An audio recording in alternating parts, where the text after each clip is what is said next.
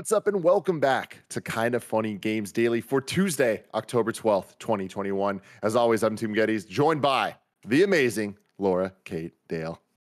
Hey, I'm back. I'm here again. How are you doing? I'm doing fantastic. Now, for those that don't remember, Laura's just out here writing books left and right. Of course, things I learned from Mario's butt. She helped make me a published author.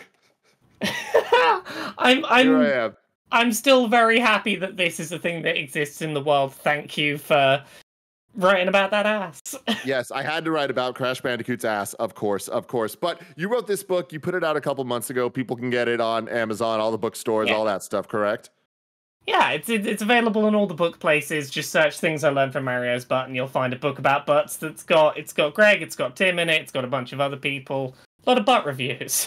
A lot of butt reviews. You'll love to see it. But butts aren't all that you wanted to talk about. You wrote a new book and you hit me up. You're like, Tim, if you have any spots on Games Daily, I'd love to come back. And I'm like, Laura, of course you are welcome anytime. Tell us about the book. Where can people get it? What's the situation? I'm currently writing my first novel. I'm writing it with my wife. It is a novel called Who Hunts the Whale? It is set in a fictional AAA video game developer company. You know, the kind that puts in way too many microtransactions into everything and maybe doesn't treat its employees the best.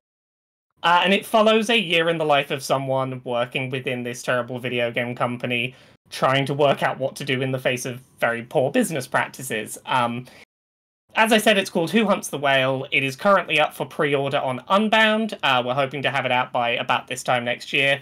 But I'd love it if people gave it a look. It is my first time writing fiction, and I'm having a really good time with it. We just finished our first draft of the book, and I couldn't be prouder of it. There we go. I love it. We'll put a link in the description to get that. Laura, I need to say, I'm a big fan of the color blue, so I'm loving the hair, loving the pop of the eyes. That's second best baby blues in San Francisco, and over there we got the #1 baby blues. You're in London, right?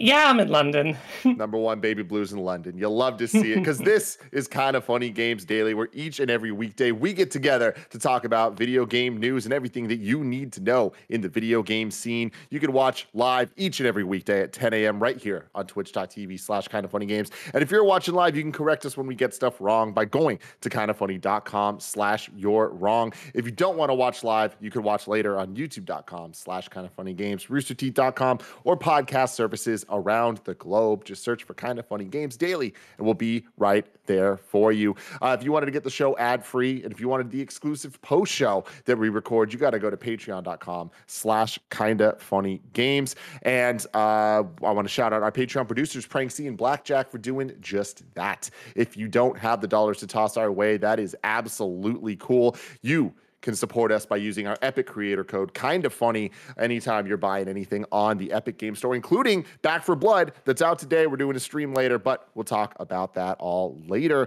Some fun stuff in case you missed it. Barrett Courtney has been working very, very hard along with Roger Picorni on the Arkham Files, a 4-part weekly series diving into all of the Batman Arkham games and what makes each one of them special. Episode 1 just went live over on youtube.com/kindoffunnygames. So go show that some love. And if you like short form content like that, it's a great week for you here at Kind of Funny, because later on Thursday, you're getting the new episode of The Blessing Show. I'm very, very excited for all of that. Today, right after Games Daily, we're going to be doing our Scream trailer reaction. But after that, we're partnering with NVIDIA GeForce as Andy, Mike, and Nick will be playing Back 4 Blood, showing off DLSS and all that RTX goodness. Can't wait to see that. It's going to look amazing. Today, we're brought to you by Purple Mattress, Demon Slayer, and Raycon, but we'll tell you about that later. For now, let's begin with what is and forever will be the Roper Report. It's time for some news. We have like 4 stories today. Baker's dozen. So there you go. It's a weird news day today. It is. It is a common theme. Yeah, there's not much news, but it's all very on topic. Yeah, Yeah, so here's the deal, just so everybody knows what they're getting into this episode. It's a fairly slow news day in the video game world, but it's a very active news day in the world of video game entertainment, video game TV shows, video game movies, all this stuff. So we're going to be talking about all of that from many different angles, but starting with what I think is the most exciting thing of the bunch. G4 is officially relaunching on November 16th, 2021. There's a fun little teaser trailer they put out. It's 50 seconds long. Kevin, if you could bring it up. I'd like to watch it with Laura here.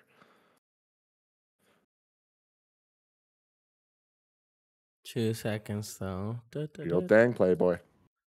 Turn that off. Turn that back on. All right, excellent. You good to go? It's been a mind-blowing year of innovative gaming products. Oh, the Xbox The premium fridge is talking. practicality of the Xbox fridge. New consoles as hot as a vat of frying oil. The limited edition PS5 that we found online for super cheap. And the latest OLED model of that thing we already have. But there's one big announcement that gamers have been asking for because we've been stringing them along for freaking ever. The launch of G4. That's right, November 16th, 2021. There, we said it. It's happening. We're committed for realsies. Let's go. Actual TV not included. Network launch date file. G4 is not responsible for time most selection of content. Free version unavailable, but you can watch our beta content right now on YouTube, Twitch, and most smart refrigerators connected to Wi-Fi. See you there. It's been a mind-blowing. Fun thing about this, our good friend Sean Finnegan actually directed that trailer. I didn't know that until it popped up on my Twitter, so that's pretty cool. And our friend Zizma Hawk shot it, so keeping it in the family, that's kind of fun. Laura, have you watched any G4? Are you into this? Are you excited at all? Excited for this. I always thought that G4 was an amazing concept that maybe was a little bit ahead of its time. I feel like if you look at something like G4, it's a much easier proposition today when we've got things like esports that you can fill a lot of time slots with. It was always very ambitious to go, we're going to have a whole channel dedicated to this, and they had some great stuff. It's just, I'm glad to see them giving it another crack. Yeah, so some of the info here. G4 has returned. They announced their return a couple years ago, I think 2 years ago at this point. And over the summer, they kind of did the before G4 thing where they had their YouTube channels. They're kind of announcing all their host lineup and some shows that they're doing. But there's been a lot of question of like, is it going to be on TV? What's this going to look like? So we got a little more clarification. Although if I'm being honest, still not enough clarification where I'm still like questioning like, what exactly is this going to be? But we won't have to wait long because G4, the content studio and network that unites creators and fandoms, announced today that the network will officially return to consumers on linear TV and through streaming services on November 16th, 2021. Upon launch, G4 will debut linearly on the channel lineups of Verizon Fios, Cox, and Xfinity TV. The network will also stream on Filio and collaborate with Twitch on a multi-year promotional and commercial partnership through G4's official Twitch channel. They'll also continue to create channel-specific content across its social media platforms and YouTube. Makes sense in the modern day. G4 programming will be produced and delivered through a first-of-its-kind 24/7 broadcast studio featuring a collaborative workplace and professional esports and gaming environment designed by global architectural firm Populous. The studio is located in Burbank, California. Other design projects from Populous include Yankee Stadium, Red Bull HQ, and Esports Stadium Arlington. I'm going to stop there. I'm really excited about this. I'm a nerd when it comes to production facilities and all that stuff. Seeing what 100 Thieves have done with their the cash compound down in LA has been very, very transformative for what the industry is capable of. G4 being the biggest, it was TV. It was kind of like, the standard in terms of like what video game talk shows and things like that could look like. I really am excited to see what they're going to bring in 2021. Of the things you were saying there, like the thing that I think feels most like important and today is their partnership with Twitch. Like, as exciting as it is to see G4 back on TV and the concept of like a TV channel for that is, I feel like Twitch is where a lot of people watch their stuff now. It ensures a degree of worldwide accessibility to the content. That's really nice to see. I'm very curious how much of their content is going to be deliberately authored created content versus like they've mentioned esports a few places in this news story, and my gut says that that's going to be padding out the runtime. If they're running 24 hours of content, it's either not all going to be new content or it's going to be a lot of content that can be produced as it's airing. And I feel like live streamed esportsy type content is going to be very good for that. Yeah, absolutely. It's so interesting to see them coming back. And I know a lot of people over there on the team, very talented people that have great vision. And so far, it kind of seems like they're making all the right calls of bringing back what worked from before, what people love from before, while addressing and fixing a lot of the many, many huge issues that ran rampant with how G4 was run, how it was presented, the diversity, like all of that stuff. It seems like they're really kind of going back to the core and making a new G4 that is like for a new world, which I'm very excited to see. But with this, I wonder if the world is even ready yet for this type of hybrid. It's on TV, it's on the internet, like. Does that splinter it? Does it stretch it too thin that it doesn't make it worth it in the long run? We saw recently Ven TV start, and that is gone now. So it's like that didn't even last a year, and that was probably the most ambitious thing since G4. So what's interesting to me is with the level of production they're going to have to put in the shows. I mean, look, we know like firsthand what needs to go into making these shows, and even when we were at IGN, which had as much resources as you're going to get for this type of video production. When we did Up at Noon with Greg, like that was an all hands on deck every week. So many people working together to create whatever that was. So to imagine G4 having to do this like weekly to make this prestige content and padding out that much time, I'm interested.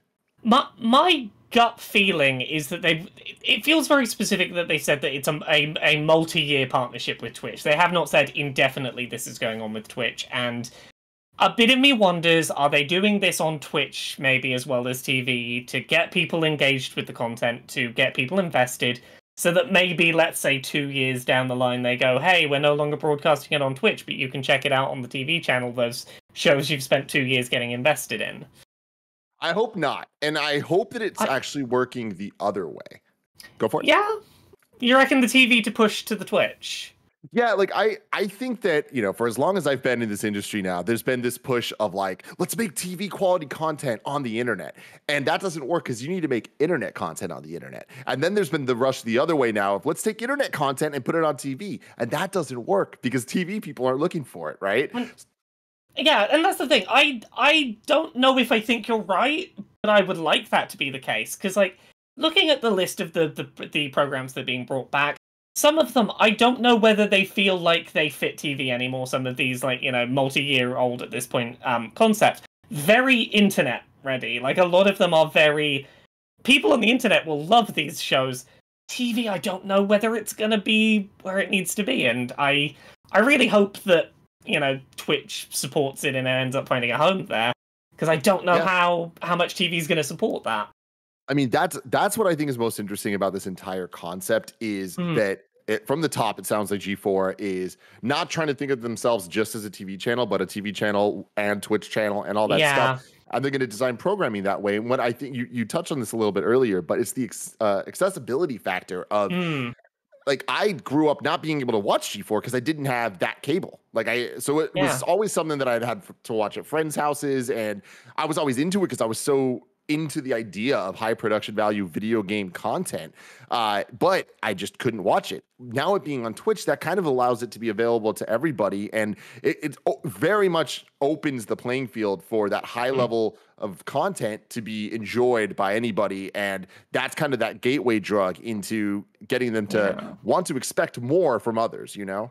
And the other thing I think is important to this whole discussion is that a lot of the people who would have been watching G4 when it was on TV previously, a lot of them have been cord cutters since. Like, I think a lot of people who would be interested in a channel like that are also really, like, big early adopters in not paying for cable and moving to internet services. And I feel like if the only way to watch G4 is going to be through through a TV package, I think a lot of people who'd be into it won't touch it.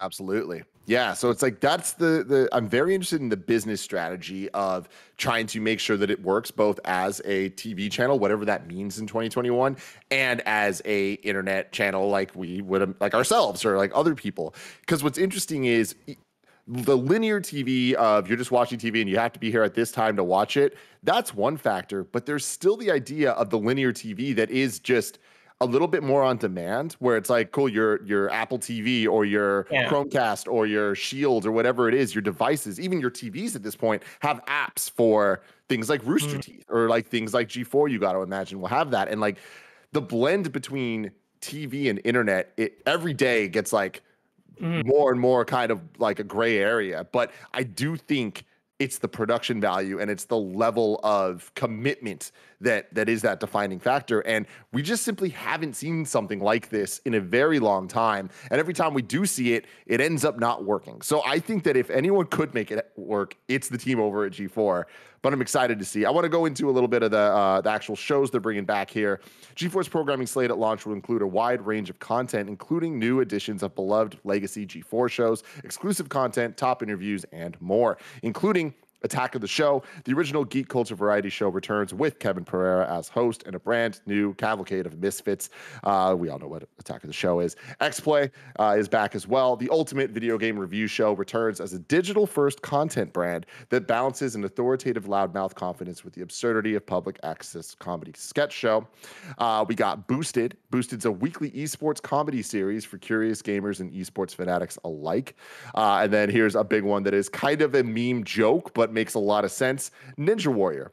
The quest to summit the mountain returns as G4 attains the exclusive linear broadcasting rights to Sasuke, better known as Ninja Warrior in the United States.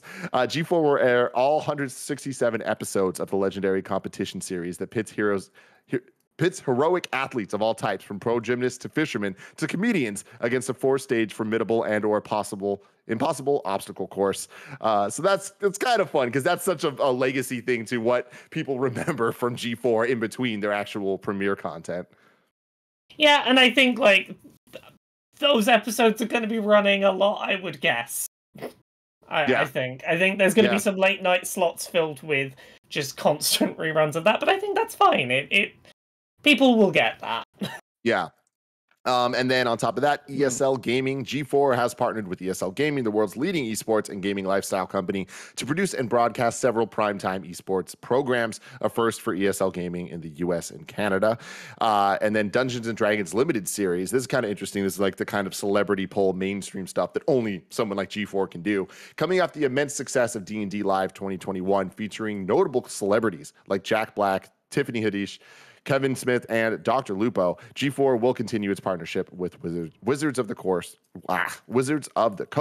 with an all-new limited run series to premiere on G4 this fall. And then joining G4 for its official launch is a crazy list of hosts. So many of our very good friends, including G4 host Kevin Pereira and Adam Sessler, esports personality Golden Boy, hell yeah, Avalie May and Froskerin, WWE superstar Xavier Woods, aka Austin Creed, aka The Commish. You'll love to see it. YouTube personalities Cassim G and Gerard the Completionist, which is very, very exciting. I love that so many of our friends are part of this thing. Gina Darling, Fiona Nova, Will Neff, and a degenerate rat puppet named Ratty. I'm sure that's an in-joke that I am just not in on. But yeah, what do you think? It's nice to see a lot of the old shows returning. I'm glad to see Sessler back in particular. Like, it wouldn't have felt like a return to G4 without him. Of the new looking stuff on here, Boosted is the one that I'm kind of intrigued by. Like, maybe this is just what I'm reading into the description of it, but it sounds like it's like, hey, do you want to get into esports, but you're not very good, and we're going to have a bit of a laugh with you, not at you, as you learn how to get better at stuff? That's a really nice tone for a show, and it's something that like I'm really interested to see given a big spotlight, because obviously that community is so often very, very, you're not perfect straight away, you're terrible, go away. It's yeah, it's interesting. I think that the one nut that has still not been cracked by anybody is one site, one team or set of teams that can equally produce content for an audience that wants game news, game content, comedy stuff, entertainment style stuff, and esports. And it seems like they are trying to reach both of those audiences. And at that point, even then, both audiences, I think, are splintered down. So again, if anybody could do it, it would be them. But I still have my reservations about, is this going to work? Because I don't know that these are the things that are going to answer that question. But I will say this cast does speak to a lot of different voices, and they have the expertise there. They've got a lot of very good people involved in this, and I have no doubt that the individual pieces of content they are going to make will be fantastic. But I think, as you said, the question is whether you can get someone, whether you can make this a channel that someone wants to watch all of the programming they have on there, rather than being like, I'm going to watch this and then stop because you're doing the stuff I'm not interested in now. Yeah. I mean, that's the thing when you talk about TV, there is a whole different level of marketing and kind of just sequencing of shows to kind of get people that are interested in one thing to keep watching into the next so that they're still interested. Whereas with the internet, it is a little bit more like, hey, there's a bunch of stuff. Go watch that if you want, or go watch this, whatever feels best to you. But again, I think that's why Boosted drew my attention in this list, is the idea of something that goes, hey, maybe esports isn't so inaccessible and we can have a bit of fun as we learn to engage with it. Might be a good way to get people who are just interested in reviews into engaging with esports content. Like, those bits of bridging content do seem to be there. Yeah. I am very, very, very excited to see this November 16th. I hope their shit is super, super dope. Here's rooting for you guys. Congratulations. But moving on to story number 2, sticking with the entertainment video game news here. Epic Games is reportedly considering making a Fortnite movie. This comes from Adele Ankers at IGN. A report from The Information claims that discussions have already taken place over the prospect of a Fortnite film adaptation. Those talks have also reportedly formed part of a broader conversation at Epic about the possibility of launching an entertainment division focused on scripted video programming as a way to diversify the studio's brands. Epic is now seemingly in search of new ways to grow its library of game franchises as more and more gaming studios turn to filmmaking in a bid to boost revenues. The report notes that 3 former Lucasfilm employees have joined Epic Games this year, including Epic's new president of special projects, Jason McGatlin. He previously served as the vice president of physical production at Lucasfilm and was executive producer of all the Star Wars films released by Disney. In recent years, Fortnite has doubled up as a virtual platform to host film screenings and musical performances, with 3 Christopher Nolan films being screened for free at Party Royale's big screen last year. Nolan also collaborated with Epic Games' popular Battle Royale shooter to debut the new Tenet trailer on the platform in the lead up to the film's released. Laura, what do you think about this?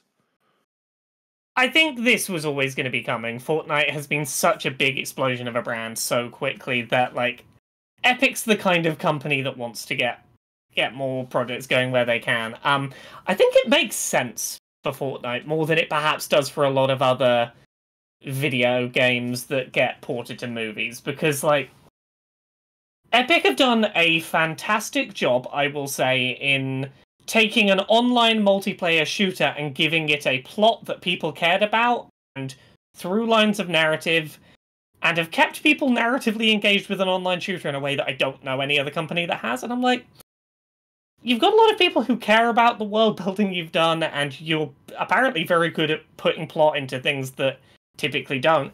I can see them making that work. Yeah. It's interesting where I'm right there with you, where this is an inevitability. Fortnite is one of the biggest brands on the planet, and I think that it speaks so loudly to younger kids especially. And I think the idea of giving those young kids like more content to consume and more things to be obsessed with makes a lot of sense, whether that's a movie or like an animated series on Netflix or something, I think, or both, you know.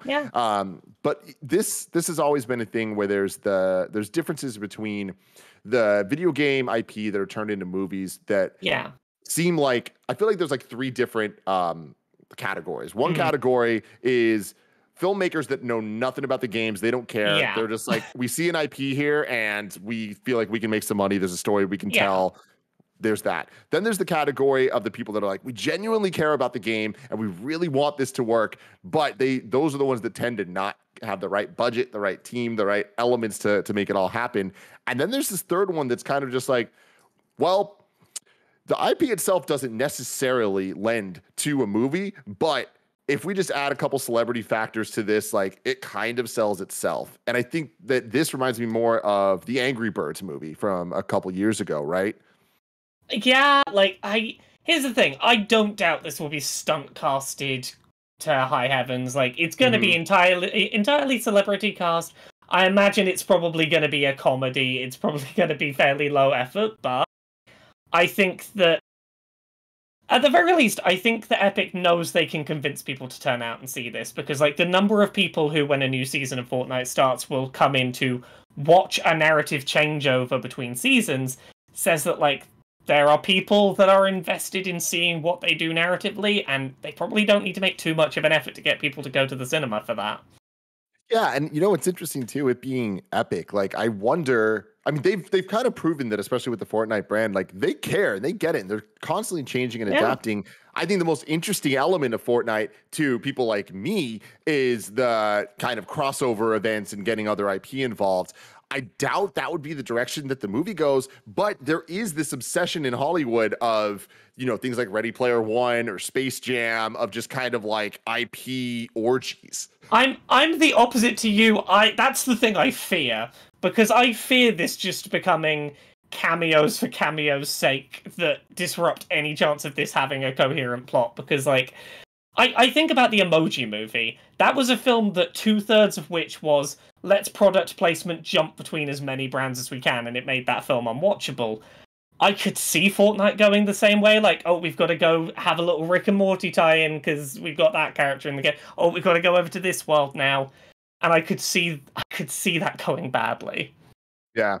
I mean, what's interesting is, as an outsider to Fortnite, like, I've said for years that I thought that there would be a animated show by now already. And so much of that is like the fact that there's not a like main character that I can think of from Fortnite, like just the one main avatar. Like there's certain things that are, I think there's a character called Jonesy who I think is meant to be the main generic blonde man.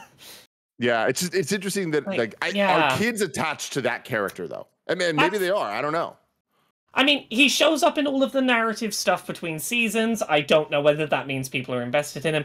I don't know enough about what kids think of Fortnite to know whether they actually care about that character, or if they're just there to, I don't know, play as Thanos, who I don't think you've been able to play as for a long time.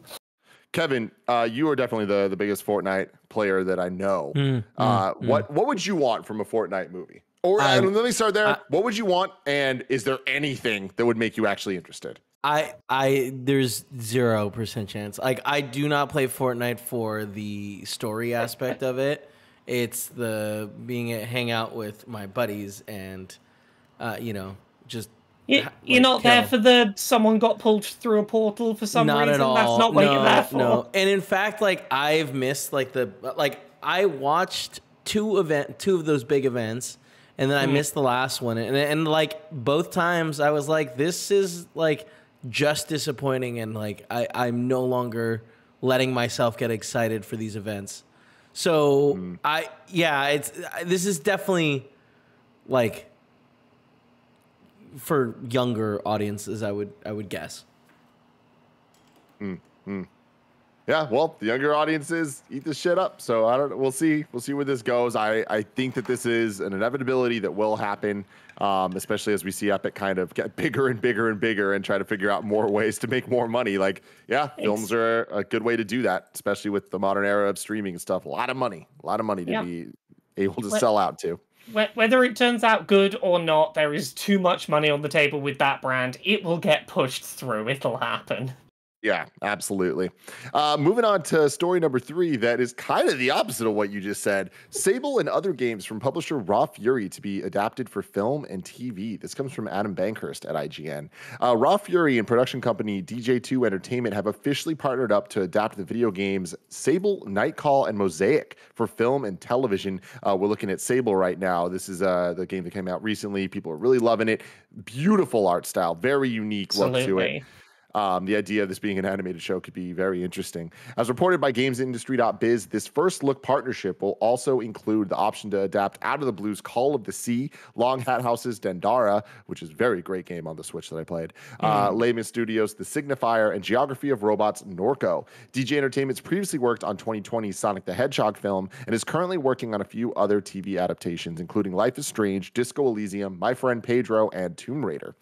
Quote, there's so much to love about working with the Raw Fury team, including the team's incredible taste for some of the most unique, beautiful, and innovative games today. Having access to Raw Fury's incredible slate allows DJ2 to begin developing adaptations even before a game is released, setting a jump on the market as well as allowing for more synergy between the different media. Right now, we're looking at Krillbyte Studios' Mosaic, which focuses on a person who is living a bleak and repetitive life in a cold, systematic city. Every day of this person's life is the same. It feels as though it has no meaning, but that all changes when strange things start to occur. And then earlier, the other one we were looking at is Black Muffin's Night Call, an investigative noir game that tasks players with not only solving a murder mystery, but also with making enough money to pay their bills. So this is kind of interesting. It's smaller titles, not necessarily things with IP that have the type of brand recognition of a Fortnite to be turned into a movie or TV show. What's your take on this? All three of these really interesting narratively driven games that I think could be very well adapted to being non-interactive. I think the only one of the three that would suffer a little bit from the transition to film is Night Shift, which is a mystery that involves a lot of narrative choices, and a little bit of that's going to be lost in translation. But they're all really, really interesting games that I would be fantastic to see. I'd be very excited to see adapted. The big thing I have in my mind is I really hope these adaptations are animated, because all three of these games have superb art styles that I don't know how you would capture in live action, and I really hope that the budget exists to recreate these for full-length films. Yeah, you bring up a good point. It's interesting, even with the rest of the games they named your Call of the Sea and Dondara and stuff. Like those also have that look. Even My Friend Pedro, it's like that's interesting. But yeah, TV adaptations for these, it's like I would imagine that the majority of them at least would be animated. I could see them wanting to make Night Call. Like I can see that noir style. Night Call I could see being live action, but Sable would really lose something, I think, in that translation. Same for Mosaic, like just because the looks are such a distinctive part of them. Yeah, Williams 109 in the chat says there's a close to 0% chance I'll remember about these / want to watch them. That is a very interesting point that I feel like that's kind of where we're at with all the news stories we're talking about today. It's different variations and forms of video games as entertainment and kind of transcending mediums to a different style. And I don't know that we're there yet. I mean, we clearly aren't there yet because we've seen very few successful versions, I think, or at least successful in terms of like many different avenues of types of people getting what they want out of it. Some make a lot of money, but don't really please the fans. Some please the fans, but don't please the mainstream. Like there's a lot of elements there. I do think that there have been steps towards something good. Like Detective Pikachu was fun. Sonic the Hedgehog was fun. Like I even enjoyed Free Guy for what it was. I think consistency is the issue. I think that video game to movie adaptations are still so inconsistent on the whole that even with the biggest possible brands that you love as much as possible, it's hard to get excited about a movie adaptation until it drops, because even if it's a game that you absolutely love and would love to see as a film, you don't know whether it's just going to absolutely fall on its face when trying to adapt it. Yeah, totally. And I do think that there have been very successful adaptations on the smaller scale with things like Castlevania, even the animated series on Netflix. Like it's incredible. It's awesome. And that is an exception to the rule I was saying, where it checks a lot of the boxes, where it's doing very well for Netflix. It is critically acclaimed by both new viewers and fans of the series. So that, though, is Castlevania, one of the longest running video game franchises of all time. What does that translate to, no matter how good the quality of the show is, to something like Sable? Yeah, and I think a big part of that is that that's a very loose adaptation of the source material, whereas I think with an indie game that only has a single entry and hasn't been rebooted or reimagined over the decades, it's a lot harder to do a big reimagining. Also, a lot of these are like a couple of people's passion project, and are they going to be willing to let a studio make big sweeping changes to make it work for film?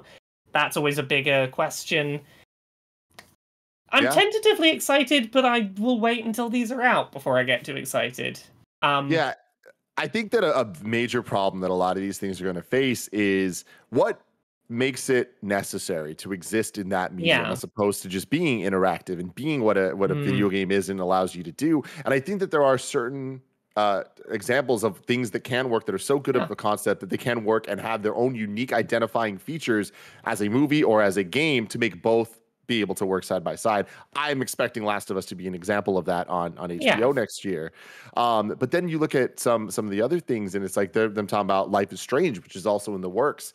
Life is Strange could function without the interactive elements as a very good CW style show. Yes, but you know what one I don't think can work that way? Disco Elysium. I don't think Disco Elysium works adapted to a non-interactive medium, because the entire point of it is that it is the closest to a live-action role-playing game we've ever had in video games. It is entirely about making very granular choices about who this main character is and how they go on their journey. And I feel like so much of what makes Disco Elysium amazing is going to be lost. Yeah. Yeah, it's really interesting. So Johnny Nono writes in and says, what games would you be most interested in becoming TV shows? We've talked a lot on the show about like what games you want to be movies or whatever, but does anything come to mind for you, Laura, of some show that you would love to see? I still love the idea of getting something like a Legend of Zelda TV show, and I know that that's a really easy answer to give. It's been floated around as a movie idea for years, and I don't think that necessarily works as a film, but I love the idea of giving a big grand adventure like that room to breathe, giving it a proper good runtime. That's the first thing that jumped to mind. Have you got anything you're thinking of? I mean, that's a great one, and honestly, I agree with you that I don't think Zelda could work as a movie. I think if anything, the runtime alone would allow for a couple fun callbacks and epic moments and like cool music cues, but it would be very shallow and not really get to the core of what makes Zelda the experience special.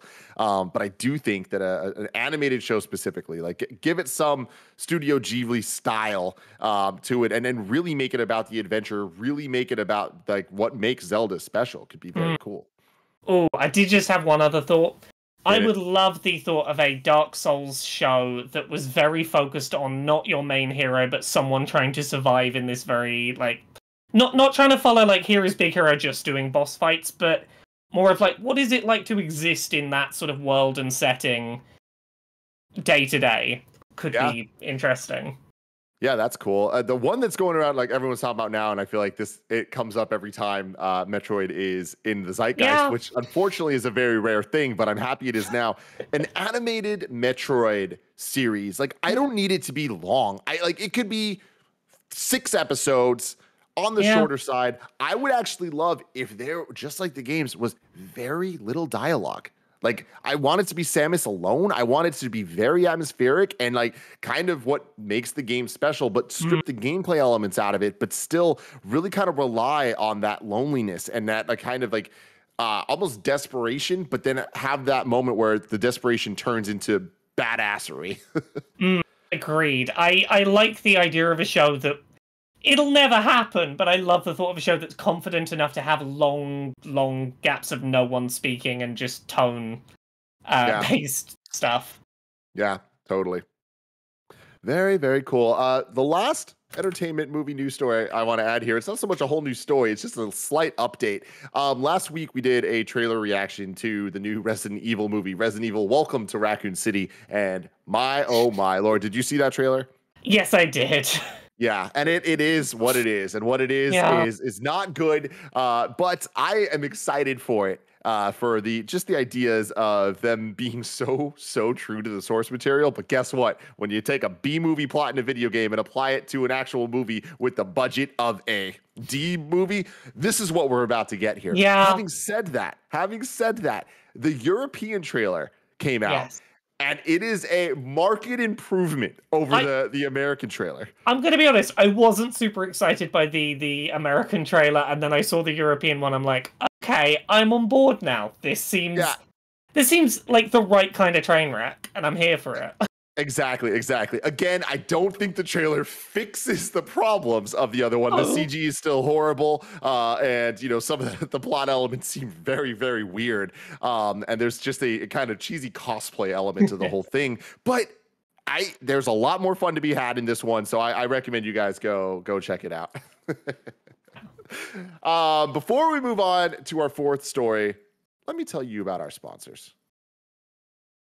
This episode is brought to you by Purple Mattress. Picture this. You're in bed ready for a good night's sleep. It's hot, you're sweaty, your neighbors are causing a ruckus. So are the cicadas who emerged from the ground after 17 years of getting ready to mate, scream, and die.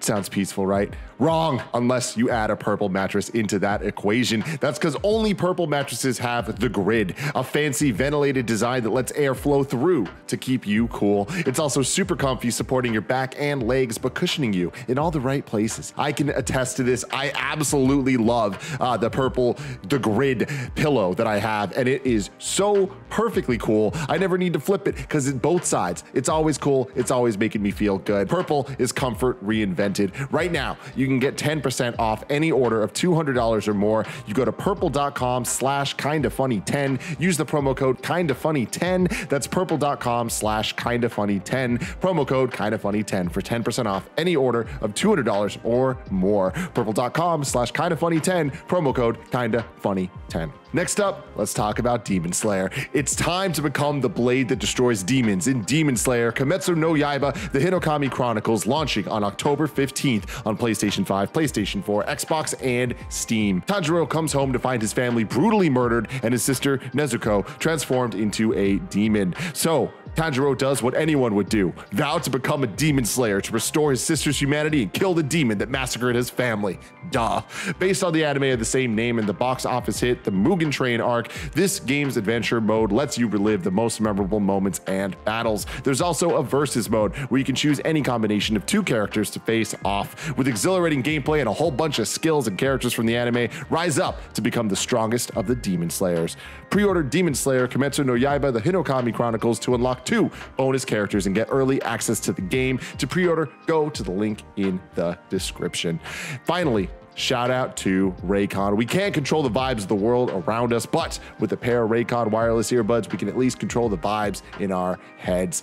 Cool Greg is training for a half marathon. He's been getting his run on. He's been working out using his Raycons. He's been loving them. Whether you use them to get hyped, to relax, to work, or work out, Raycons are about to be your new best friends for on-the-go audio. The new everyday earbuds look, feel, and sound even better than ever somehow, and are still half the price of other premium audio brands. Raycons are sure to impress you before you even turn them on with their new and improved look, feel, and optimized gel tips for flawless in-ear fit. The coolest thing is their new awareness mode for when you need to listen to your surroundings instead of your jams. Right now, Kinda Funny Games Daily listeners can get 15% off your first Raycon order at buyraycon.com/KFGD. That's buyraycon.com/KFGD to save 15% on Raycons.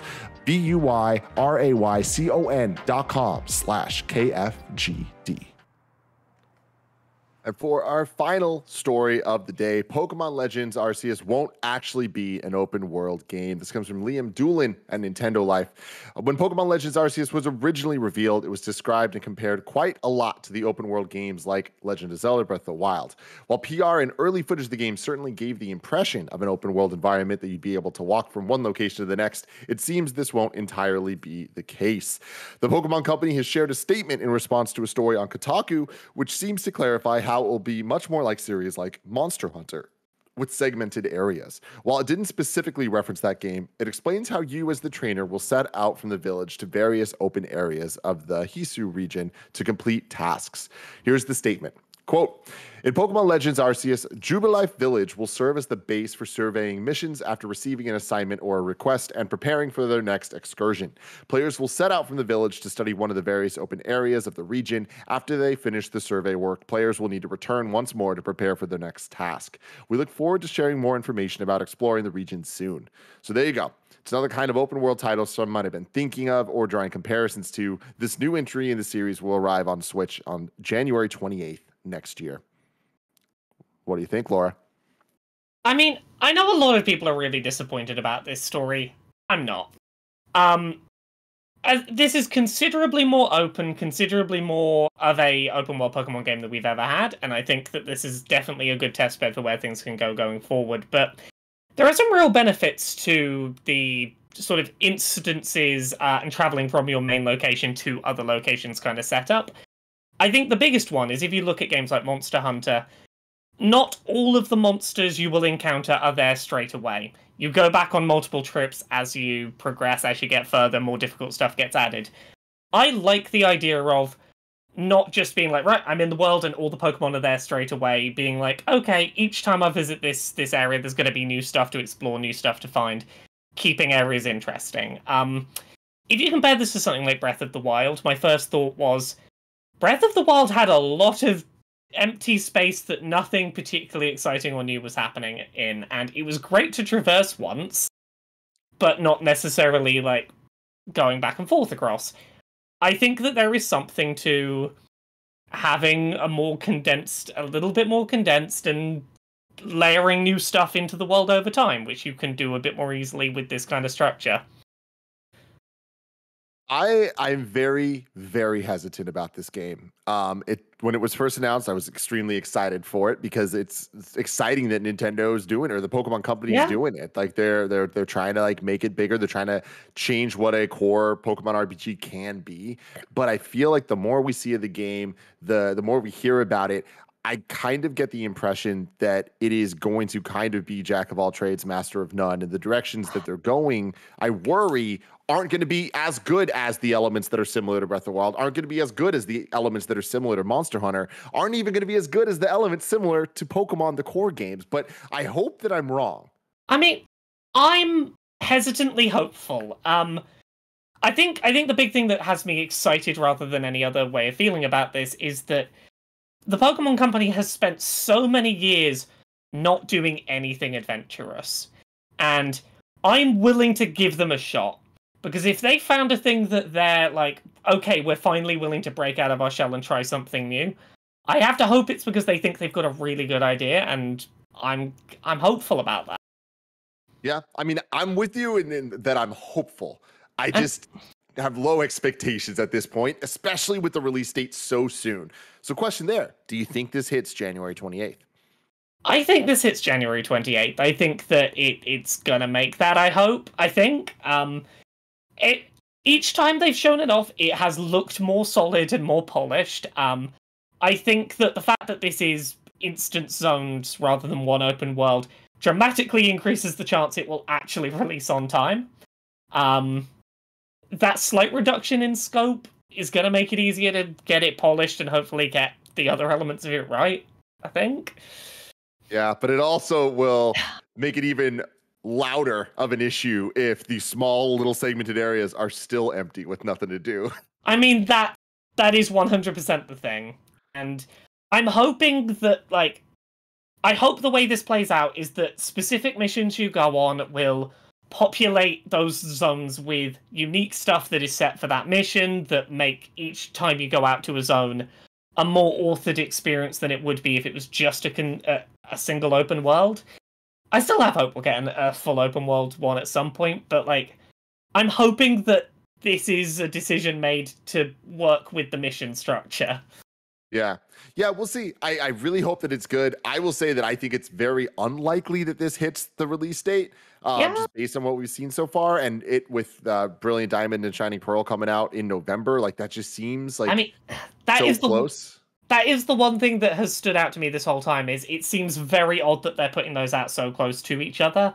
I still think that they're doing that because the two have some narrative link. I think that Legends Arceus is gonna in some way tie into stuff from Brilliant Diamond and Shining Pearl. I think that's why they're trying to put them together, but yeah, we'll see.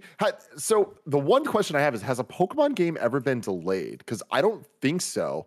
I know that there were, back in the day, Japan would get them way earlier than the rest of the world, but at some point they switched to day and date.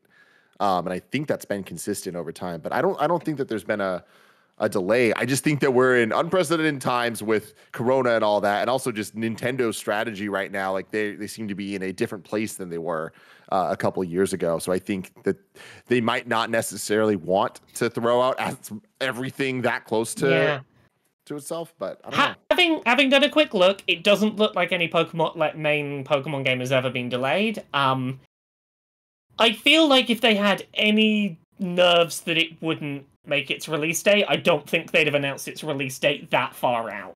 Mm-hmm. The Pokemon Company usually waits till quite close to announce release dates, and the fact that they announced it a year out to me feels like they're very confident in it. Yeah. Well, January 28th is so far away. If I want to know what was coming to mom and pop shops today, where would I look? You'd go to the official list of upcoming software across each and every platform as listed by the Kinda Funny Games Daily Show hosts each and every weekday. Just about got it out. You nailed it. I don't know if Kev, are you playing the song or not? No, hold on. Sorry, some things came up on the back end. Beep. There we go.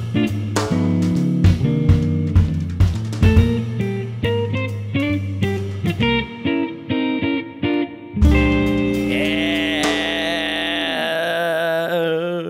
Oh, today we got Monster Crown on the PlayStation 4, Xbox One, Switch, and PC. We got Disco Elysium: The Final Cut on Xbox X and S, Xbox One, and Switch.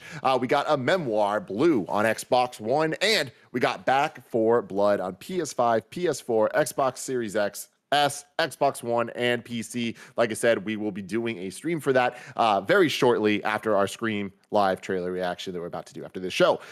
New dates for you.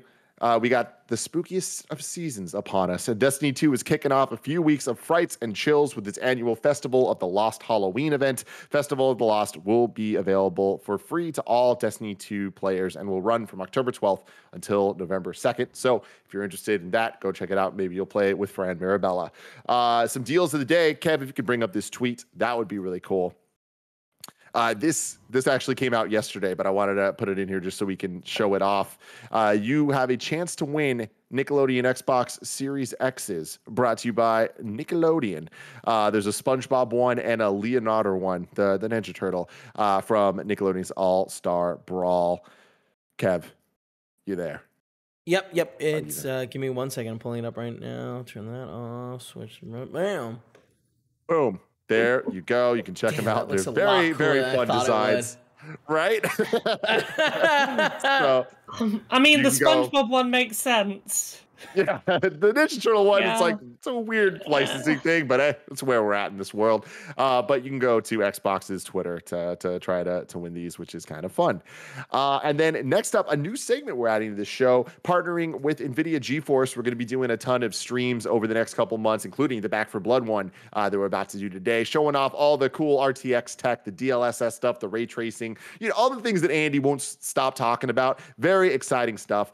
So we're going to be highlighting some of the cool implementations of the tech in some new games, highlighting cool new implementations of ray tracing in NVIDIA. DLSS is a groundbreaking AI rendering technology that increases graphics performance and boosts frame rates while delivering image quality comparable to native Revolution. It is absolutely insane stuff, as you can see here.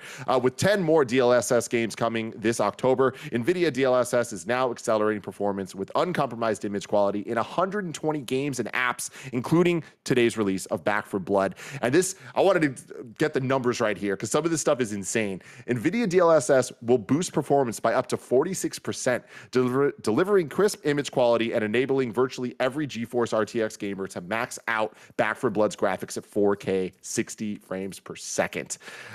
This October also sees the launch of NVIDIA DLSS in a bunch of other games, including, Kev, if you could bring up Crysis Remastered Trilogy.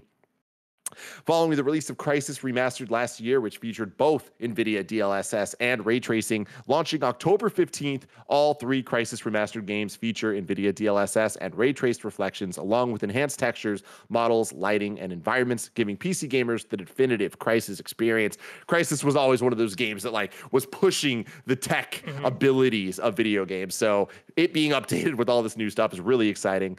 Next up, we got Chivalry 2. Torn Banner Studios Chivalry 2 is a 64-player PvP melee slasher multiplayer title, and on October 26, it will introduce NVIDIA DLSS in a new update, boosting performance by up to 45%, enabling all GeForce RTX gamers to play at 4K at over 60 FPS with max settings enabled.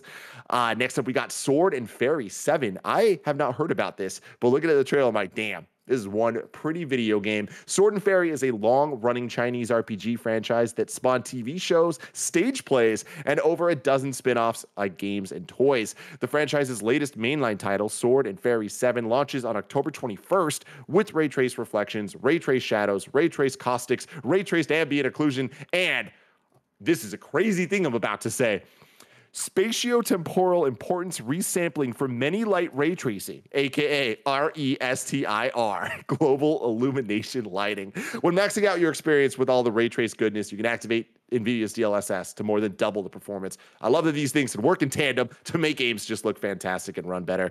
And then the last two I want to talk about, Fist Forged in Shadow Torch, which boasts ray tracing, DLSS, and reflex. With everything enabled and maxed out, Fist graphics feature ray trace reflections, global illumination lighting, and caustics. System latency is minimized with NVIDIA Reflex for a more responsive experience, and DLSS accelerates performance by 3 whole times, as you can see here with the frames per second. And finally, Alan Wake Remastered. Remedy Entertainment's remaster of Alan Wake, their 2010 hit, launched earlier this month with NVIDIA DLSS, which accelerates performance by up to 2 times at 4K. So yeah, really cool to see all this tech work together and to make new games look great and make old games look even better than they used to. So definitely go check it out. We're going to be doing this segment every once in a while when they got some new fun updates for key titles and stuff. So yeah, there you go. Now, it is time to squad up. This is where you can go to patreon.com/kindoffunnygames and write in to squad up with the gamers out there. Jackson, aka Thiastor on Xbox and PS, that is THIASTOR as his gamer tag and PSN name, posted recently on the Reddit announcing my return to the Xbox ecosystem. I haven't owned one since the original Xbox with the Duke controller, meaning I have no friends. I'm in Australia at work nights, but add me wherever you are and help me fill up my friends list. Also, add me on PlayStation as well, so I have more best friends to play with. Go help Jackson make some friends, play some games. Thiastor on Xbox and PlayStation. Next up, we got the You're Wrong section where you can correct us as we screw things up. Nanobiologist writes in saying, Fortnite has forced people to care for Jonesy. He's been the person tying together seasons with some overarching story. There was also a big push for Jonesy being Smash. Oh, yeah, there was. I do remember that being a thing. Yeah, and hey, it didn't happen because we got Sora, baby. Yeah, we did. Whoa. You gotta love it. Tomorrow's host, we got Blessing and Andy on Kind of Funny Games Daily. Then Thursday, we got me and Tam for Tim Tam Thursdays. And then Friday, we got Blessing and Janet. Laura, thank you so very, very much for joining us today. One more time, pimp out where people can find you and where they can help support your book.